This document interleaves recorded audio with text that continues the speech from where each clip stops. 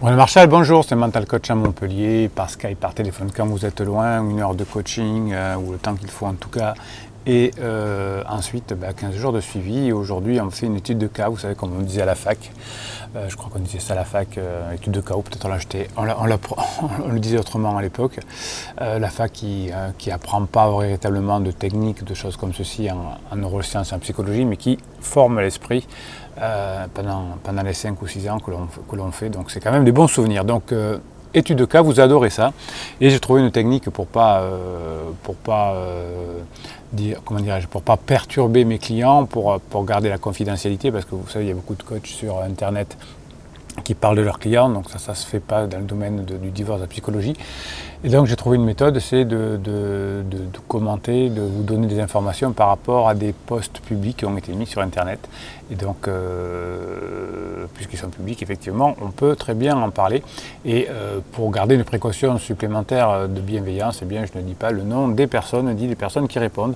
Donc vous savez, ce sont des personnes qui racontent un petit peu leur façon de voir les choses, et d'autres qui leur répondent. Donc ça nous permet d'avoir plein d'informations et de vous indiquer un petit peu comment fonctionne un couple au moment de sa séparation. Donc aujourd'hui, c'était encore une fois partir ou rester une jeune femme qui, je dis jeune, j'en sais rien, mais une femme qui est en plein désarroi. Allez, on y va. Étude de cas. Alors, me voilà aujourd'hui à nouveau dans l'indécision la plus totale, partir ou rester. Elle est allée voir son avocat, rendez-vous avocat fait, rendez-vous assistante sociale aussi. Et aujourd'hui, elle a quand même un doute, partir ou rester, effectivement, je dis toujours à mes clients, il y a toujours une fenêtre de regret, de doute, et c'est celle-ci qu'il faut exploiter et préparer en amont, en évitant de marquer des points négatifs, des engueulades, des menaces ou des choses comme ça. Alors, je vois qu'il fait des efforts, même si ce n'est pas encore tout à fait ça. Vous voyez, donc, monsieur a compris, il fait des efforts pour un certain temps, surtout si on ne sait pas exactement ce que veut madame. Mais il fait des efforts, mais ce n'est pas encore tout à fait ça. Donc, madame demande, dans son rôle de prof, peut mieux faire. Donc, il y a encore beaucoup de reproches, de chantage. Donc, alors, reproches, c'est vrai que c'est pas top, chantage non plus. Donc vous voyez que c'est un problème de communication essentiellement. Monsieur ne sait pas bien communiquer et madame non plus.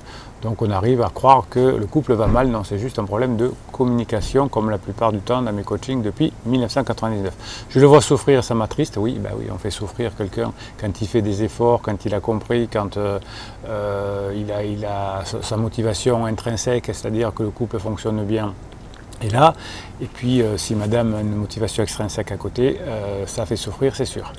Alors je n'ai plus de sentiments pour lui, alors ça c'est souvent quelque chose que madame dit. Alors oui, je le dis souvent dans mes coachings, c'est normal, il y a une lune de miel où on s'aperçoit qu'on a des sentiments, où on croit qu'on est amoureux, hein. C'est un phénomène de préservation de la nature. La lune de miel, c'est pour que deux êtres humains se mettent ensemble, pendant un certain temps on ne voit pas les défauts de l'autre, et donc on ne voit que des qualités, donc on est amoureux, et un jour la lune de miel se termine depuis la nuit des temps, c'est comme ça, et si on n'est pas au courant de comment fonctionne l'être humain, eh bien on croit qu'on n'est plus amoureux. Donc comme je l'entends souvent chez mes clientes, ou en tout cas dans la bouche des clients qui me contactent et dans la bouche donc de leurs conjoints, c'est je ne t'aime plus, je n'ai plus de sentiments pour toi. C'est normal les filles, c'est normal les garçons, hein. Au bout d'un moment, les sentiments changent quand on sort de la lune de miel qui peut durer d'ailleurs quelques années. Alors on s'entend bien quand il s'agit des enfants, heureusement, vous voyez, donc un couple normal, de la gestion du quotidien. Quand on reçoit, pour moi, c'est un sentiment amical. Donc on voit que cette personne manque de culture dans la relation humaine. Elle pense que c'est un sentiment amical, alors qu'un sentiment amical, c'est tout à fait autre chose, hein. On n'a pas des enfants ensemble, on ne gère pas le quotidien quand on est amis. On ne reçoit pas ensemble. Quand on est amis, on peut recevoir ensemble pour organiser une fois de temps en temps une fête commune, pourquoi pas. Mais quand on reçoit ensemble, qu'on a des enfants, que ça se passe bien au quotidien, c'est un couple, c'est pas amical. Dois-je laisser le temps pour que des sentiments amoureux puissent revenir? Ils ne reviendront jamais. La lune de miel ne reviendra jamais. En revanche, effectivement, on peut bien s'entendre, on peut passer du bon moment, on peut faire plaisir à l'autre, on peut remplir les besoins de l'autre. Mais la lune de miel ne revient pas deux fois. Non, faut pas attendre ça. Donc vous voyez que le manque de culture peut entraîner des difficultés. Et également, je vous explique dans mes coachings que la société qui a permis au monde de se développer, qui faisait que si on se séparait, on était un peu exclu du clan, donc on essayait de communiquer avant, n'existe plus aujourd'hui, et donc on a perdu les repères et on pense qu'effectivement on n'aime plus la personne alors que c'est quelque chose qui est arrivé depuis la nuit des temps où les lunes de miel sont toujours terminées. Alors mes beaux-parents me disent de rester, mes parents me disent de partir. Oui, alors ça c'est l'erreur que font les personnes qui savent pas. Ils demandent à leurs amis, à leurs parents, etc. Et les parents et les amis n'ont aucune connaissance, aucune compétence en relations humaines particulières. Et ils vont dire ce que ils aimeraient, enfin ce qu'ils ressentent, des leurs émotions. Si j'aime bien l'un, je dis reste. Si je l'aime pas, je dis pars. Mais oui, il ne faut surtout pas faire ça parce que ça n'a aucune valeur. Nos amis me disent de fuir, donc les amis c'est pareil, qu'il m'a trop manqué de respect et que si je reste il recommencera. Vous voyez,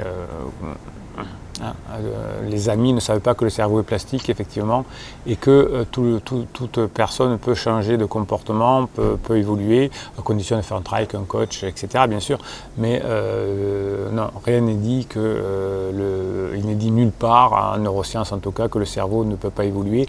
Au contraire, il est plastique, il évolue toute sa vie. Je pense à mes enfants. Ah, très bien. Ça me fait du mal de les imaginer en garde alternée. Ben oui, on impose quelque chose à des enfants, la garde alternée. C'est comme si à vous, on vous disait tu vas vivre 3 jours ou 4 jours ou une semaine dans une maison, une semaine dans l'autre, tu ne choisis pas, tu prends tes affaires. Non, vous voyez, ce qu'on impose à nos enfants, c'est un peu des fois compliqué pour eux, mais bon, voilà, s'il y a violence dans le couple, il faut bien se séparer. Mais vraiment, il faut que, si on peut éviter ça aux enfants, c'est bien, mais la personne pense à ses enfants, c'est déjà quelque chose d'intéressant. Ce n'est pas ce que j'imaginais pour eux, évidemment. Depuis la nuit des temps, les enfants se structurent en étant avec leurs parents. Et ça me rend profondément triste et coupable de réimposer ce rythme de vie. Oui, effectivement, on peut être triste et coupable d'imposer ce rythme de vie à autrui, surtout à des enfants que l'on aime. Vous voyez, comme j'explique dans le coaching, à moins que votre épouse soit un monstre psychopathe, il ressent de la culpabilité et s'il y a trop de freins pour revenir, il ne pourra pas le faire parce que il va diminuer sa culpabilité en disant c'est de votre faute, vous n'êtes pas sympa, vous êtes violent, vous êtes chasseur, pas chasseur, vous jouez au football, vous ne jouez pas au football, enfin tout est son contraire. De notre côté, je viens de rencontrer quelqu'un et nous y voilà. Quand on rencontre quelqu'un, on a un effet lune de miel, donc on compare, tout le monde compare, et on croit qu'on n'aime plus l'autre parce que là on ressent quelque chose pour cette personne. Eh bien non, c'est un effet lune de miel, c'est un bug du cerveau, c'est un biais cognitif. Quand vous rencontrez quelqu'un et que vous êtes encore en couple ou que tout n'est pas réglé, c'est un pansement et la relation ne va pas aller très loin, mais du coup on pense qu'on n'a plus de sentiments pour l'autre. Vous voyez que les mécanismes sont toujours les mêmes et que chacun croit bien sûr que c'est différent pour lui et ça c'est tout à fait normal. De notre côté, j'ai rencontré quelqu'un, il me plaît beaucoup, je lui plais aussi, évidemment, opération pansement, on le sait mais on n'a rien fait, voilà pour l'instant, c'est juste platonique, mais ça n'arrange pas dans la balance. Effectivement, le terme est très bien choisi, balance, puisqu'on se compare. Et donc on compare une relation qui n'a même pas commencé, donc qui est en forme lune de miel, où on a espoir, etc., et une relation mature. Voilà, donc d'où la difficulté de cette personne. Est-ce que vous êtes passé par là vous aussi? Quelle est votre expérience? Besoin de témoignages? Merci de m'avoir lu. Alors on va voir quelques commentaires parce que c'est toujours intéressant. Donc une autre dame, je suis dans la même situation que vous, rendez-vous pris chez le 17-9, donc je pense que c'est l'avocat, il a enfin accepté de discuter sur l'avenir, vous voyez, monsieur fait un effort, je dois rester forte et maintenir ma décision de divorcer. Une décision qui a été prise parce qu'un manque de communication, on dit je dois rester forte et souffrir. Ça fait plus de 25 ans, 20 ans de mariage, donc voilà, réaction normale, amour mature. Mais au fond de moi, je n'en peux plus. À 43 ans, j'ai envie de vivre pour moi, j'en ai marre de me sacrifier. Non, on ne se sacrifie pas, hein, c'est le sens de la vie. On vit ensemble pour avoir des enfants, pour se soutenir en famille, etc. Ce n'est pas un sacrifice, c'est le sens de l'être humain. Mais effectivement, on voit des psys, on voit des thérapeutes, on voit des choses où on dit l'aventure individuelle est beaucoup plus importante que ses enfants, etc. Donc, être en couple devient un sacrifice. Et bien évidemment, hein, pour la personne qui va ensuite se séparer, il va y avoir des grandes souffrances derrière, ce que je remarque chez mes clients. Voilà, donc le but de cette vidéo est de vous permettre de réfléchir raisonnablement et de comprendre les mécanismes. Alors, si l'amour n'est pas présent, dit Notre-Dame, pensez à vous, partez. Voilà, donc sacrifiez votre famille, hein, bien évidemment, mettez vos enfants en garde alternée. Si vous pensez que vous n'avez plus de sentiments, ben non, il ne peut plus y avoir de sentiments de la même façon. Non, ne sacrifiez pas vos enfants. Alors merci pour le commentaire. Bonjour, notre dame. Bonjour, il faut penser à soi. Suivez votre cœur. Pas ce que vous disent les parents ou les beaux-parents. Hein, ne choisissez surtout pas la sagesse. C'est votre vie, c'est vos choix. Ça ne regarde personne d'autre. Voilà, merci. Alors, pour les enfants, mieux vaut 2 enfants séparés mais heureux que 2 parents ensemble qui sont malheureux. Ça, c'est quelques psys qui veulent déculpabiliser la personne qui fait du mal à ses enfants en disant c'est pas de votre faute. Et vous verrez, les enfants ils vont être ravis si vous êtes heureux d'être malheureux. Il y a du boulot. Et puis, mieux vaut apprendre à son enfant plus tard qu'il vaut mieux être heureux même séparé que de rester juste pour le quotidien. Qu'est-ce que vous voulez que je vous dise à des choses comme ça? Le pire, je pense que ces personnes le pensent et disent c'est bien ce que je dis, c'est intelligent, il faut penser à soi, et puis même si on sacrifie les enfants, comme on l'a vu tout à l'heure. Un homme, cette fois, qu'est-ce qu'il va dire? Suis ton cœur, les gens ne peuvent pas juger à ta place, sois sincère avec toi-même avant de l'être avec ton conjoint. Sacrifie tes enfants, celui qui t'a aidé pendant des années, si tu as changé d'avis parce que tu as un béguin pour quelqu'un d'autre. Alors là, j'ai pas trop compris. Bonjour, votre post et son contenu fait penser à une citation. Quand il y a un doute, c'est qu'il n'y a plus de doute. Je crois qu'on est venu quand même à des moments de compréhension relationnelle un petit peu bizarres. Vous voyez. Alors les proverbes, c'est normal. Hein. Tous les proverbes veulent dire tout et son contraire. Donc quand on en a envie, on prend un proverbe et je sais pas moi, donc je n'en ai pas qui me viennent sur le coup, mais si on peut dire qui se ressemblent s'assemblent et les contraires s'assemblent. Hein, ou les contraires s'attirent. Donc vous voyez qu'on peut dire ce qu'on veut. Alors, une dame aussi. Chacun ses croyances et ses valeurs. Pour ma part, s'il n'y a plus de sentiments, il vaut mieux se séparer. Vous voyez, ce manque de compréhension, on croit qu'il n'y a plus de sentiments. Je vous le dis, je vous le réexplique dans certaines vidéos. L'amour, c'est que pour ses enfants. C'est un amour éternel, inconditionnel, qui est fait pour la nature, pour que les enfants puissent grandir, qu'on puisse les protéger, etc. Entre adultes, il n'y a pas d'amour, il y a des sécrétions de dopamine, on se sent bien parce que l'autre nous écoute, nous comprend, nous protège, nous fait des compliments, partage des choses, donc c'est qu'il nourrit nos besoins. Donc quand on dit s'il n'y a plus de sentiments, il vaut mieux se séparer, il n'y a pas de sentiments dans ce sens-là, on répare ses besoins. Et lorsque le couple évolue, les besoins changent. Je crois que c'est une dame aussi. Moi aussi, j'ai pris un avocat, trouvé même un logement que j'ai payé pendant 4 mois, 850 € par mois.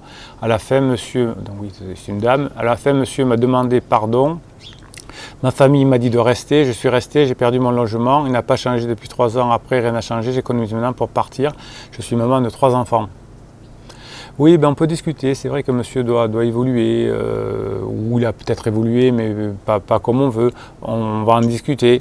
Il n'a pas changé. Pourquoi changerait-il finalement? On aime quelqu'un comme il est. S'il y a des choses à la marge, on peut changer des choses à la marge. En tant que coach et thérapeute, on en fait beaucoup. Mais on ne peut pas demander, on ne peut pas dire je t'aime parce que par exemple, tu es sportif et tu joues au football, et puis tu n'as pas changé parce que tu joues toujours au football. Hein, ou je t'aimais parce que tu avais du caractère et maintenant c'est devenu colérique. Donc souvent, les qualités de départ deviennent des défauts à l'arrivée. Mais bon, on a tous nos qualités de défaut. Si je suis entreprenant, ça veut dire que je ne suis pas trop disponible. Hein. Voilà, si je suis très câlin, ça veut dire que je suis moins dominant. Donc au début, c'est super d'être câlin, puis on n'est pas dominant. Continue ta vie de ton côté. Les gens ne changent pas. Si les gens changent tout le temps, Madame Natou. Je suis dans la même situation que toi. Il n'y a pas d'amour depuis longtemps. Et oui, il n'y a pas d'amour depuis longtemps. Il n'y en a jamais eu d'ailleurs. Et en tout cas, depuis la fin de la lune la lune de miel. Yo. On trouve des raisons pour rester. Moi, 16 années, j'ai pris la décision d'arrêter. Je te souhaite de merveilleux sourires et des moments de bonheur. Oui, surtout des moments de galère également. Alors bonjour, s'il vous a manqué de respect, que vous n'ayez plus de sentiments, alors toujours pareil, hein, c'est une notion de sentiment qui fait tant de mal au couple, et que vous avez rencontré quelqu'un, rester ne fera que de vous rendre plus malheureuse. Les enfants s'adapteront. Allez, prenez un amant, les enfants s'adapteront.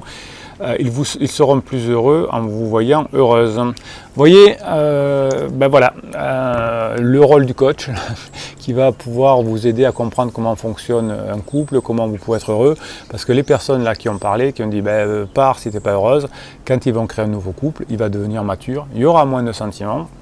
Et ils vont retomber dans les mêmes choses. Donc on a besoin de culture, d'art, de culture de management, de culture pour connaître les tableaux, pour connaître l'informatique, pour parler anglais. Oui, on a besoin de culture. Et surtout, on a besoin de culture du quotidien.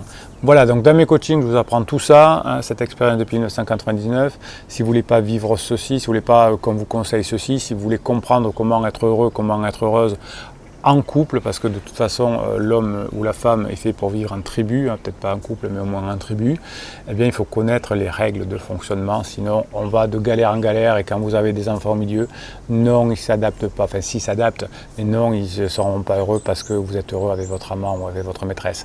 Arrêtez, mettez des claques virtuelles aux psys qui vous racontent ça, on fait du mal à nos enfants et ce sont des enfants, ils ne le méritent pas. Pouce en l'air sur cette vidéo pour que d'autres personnes puissent la voir, que YouTube la propose. Abonnez-vous pour avoir accès à mes posts qui sont réservés chaque jour